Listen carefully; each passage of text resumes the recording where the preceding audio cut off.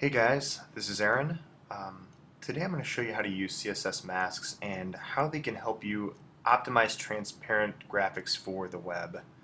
Now, Phil uploaded a similar tutorial earlier this year about how to optimize texture-heavy artwork for the web and maintain PNG transparency. And if you haven't checked that out yet, I highly recommend that you do that because he does a really good job explaining different ways to make your art more web-friendly. So, sort of extending on his video, I'm going to demonstrate a CSS-driven way to optimize transparent graphics and specifically graphics that are more photo-heavy. Now, unfortunately, this method is not completely supported in all browsers. It's mainly a WebKit thing, but I'm going to show you some good fallback techniques and how to use those whenever you're going to kind of implement this in your other projects. So really quickly, I'm going to show you a real-life, in the wild example of CSS Masks. This right here is a site that I did recently, and as you can see, there's kind of this little overlap between the banners and the navigation bar. And the challenge that came with this is, how do you achieve this effect without compromising the browser load time? Because when you do something like this, you're typically going to do a few different things. You're going to use, maybe a transparent PNG, and the problem with that is that really only this top part up here needs to be transparent. So it's sort of wasteful to make the rest of this a PNG since there's so much color information in here. PNGs are not typically good for photos simply because they tend to bog down the site quite a bit and load really slowly. So let's just assume that that won't work for this particular example.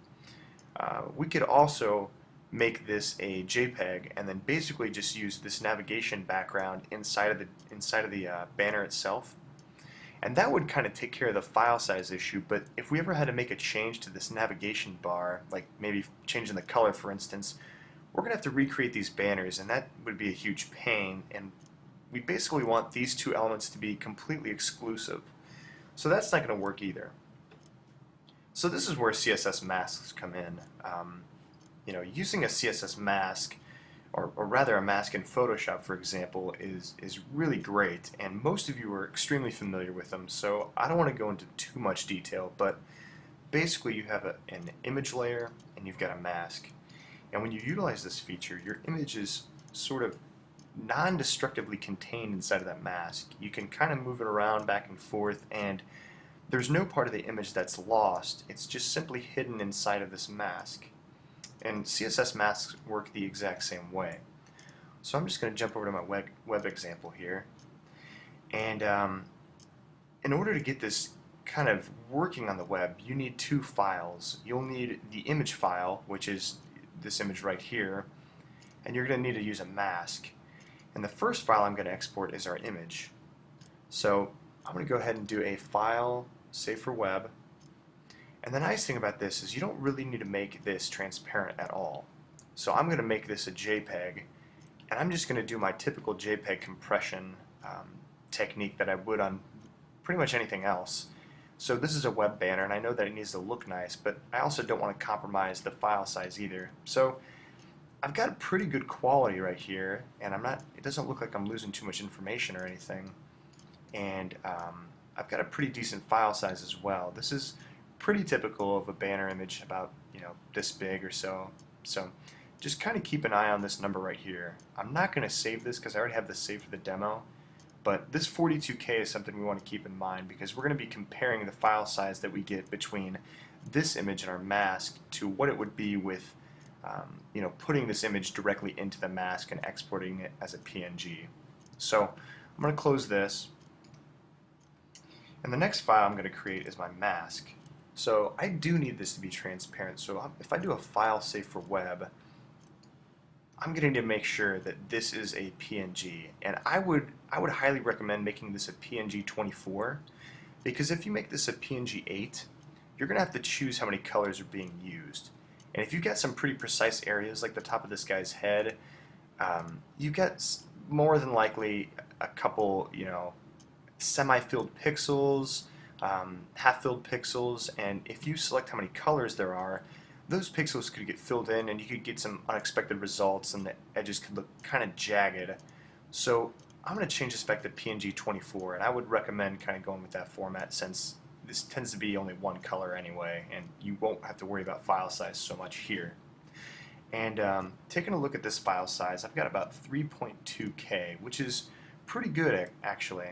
So if I add this number with my together with my previous image, I've got about 45K here, and that's trivial compared to if I put this image inside of this mask, you know, and kind of cut it out and had that transparency effect. If we did something like that and exported it as a PNG, you're probably looking more into the 300 to 400K range, and you could probably do some compression techniques to fix that, but you're going to lose some color data, and so we're trying to avoid that if all possible with these masks. So I'm going to go ahead and I'm just going to implement this into our page example. So I'm going to close this because I already have this saved out. And I'm going to move over to Kota. And in my example here, I'm just bringing this image in through just a basic image tag in my HTML, and I've got an ID attached to that. And in my CSS, I'm calling that ID, and I'm using this WebKit mask property. Now, if you're familiar with the background property, then you're going to be in great luck, because it seems to me like these are really similar. So, so this should look, the syntax should look really similar to the background property, and hopefully, if you're familiar with that, this is going to come really naturally. So I'm going to go ahead and uncomment this out.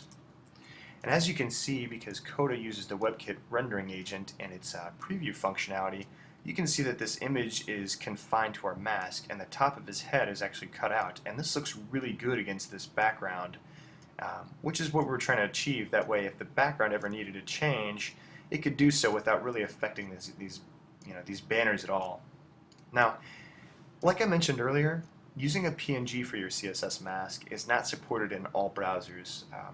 Firefox, for example, can use SVG masks, but I found them to be really confusing. But that doesn't mean that we can't use these techniques on browsers like Firefox and even Internet Explorer. When I view this in Firefox, you can see that the image is here and it looks great, but it's just not masked. And so that's okay. I mean, nothing is broken. We can still provide this high-resolution banner to the user. We're just adding a little something more to the browsers that fully support the WebKit mask property. And you know, the good thing is that it still looks nice, and obviously it looks better in WebKit, but the major benefit is that the load time isn't an issue for either browser, whether you're in Chrome or Safari or Firefox or even Internet Explorer. The browsers that don't understand the WebKit mask property, they're just going to pass over that and they won't load the PNGs at all, so that's going to really help with our load time. Now, I'm going to show another example of taking mask fallbacks to sort of a different level here. I'm going to go to Photoshop and take a look at this, this vinyl that I created for this tutorial. So essentially what's happening in my next example is I'm going to use the background color of the web page in my actual JPEG, my exported JPEG image, which is this. So I've got kind of this bluish gray color that's on my web page, and what's going to happen here is the browsers that understand CSS masks, they're going to do that successfully. But if a browser doesn't understand that property, it's going to fall back to the normal JPEG, and this is going to blend right in. Now, obviously I could use a JPEG, and that would work for every browser without having to do anything different. But this is mainly for a demonstration and just to kind of get your creative juices flowing and hopefully give you some ideas of what you can do.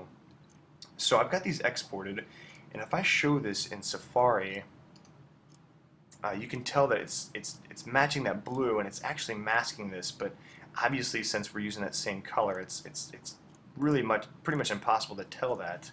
But if I jump over to Firefox, you can tell that it's still matching, and that's because our fallback is the background color. So there's this blending that's happening, and that's just a different way you can use fallbacks to your advantage. Now, the really interesting thing is that you can mask even more than just images.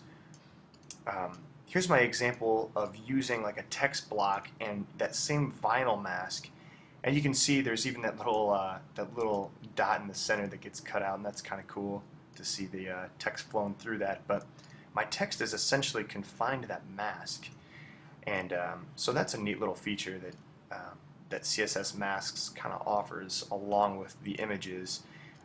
You can also mask HTML5 videos, and this is really crazy. If I hit play, I can actually interact with this video and still drag that tracking bar, the tracking dot, even behind the mask, and it's still allowing me to interact with this.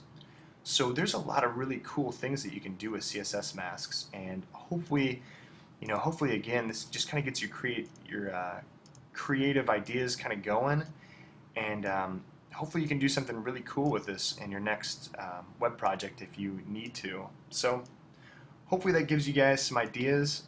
There's definitely a lot you can do with these, and hopefully you found this useful. So thanks a lot for watching, and have a good one.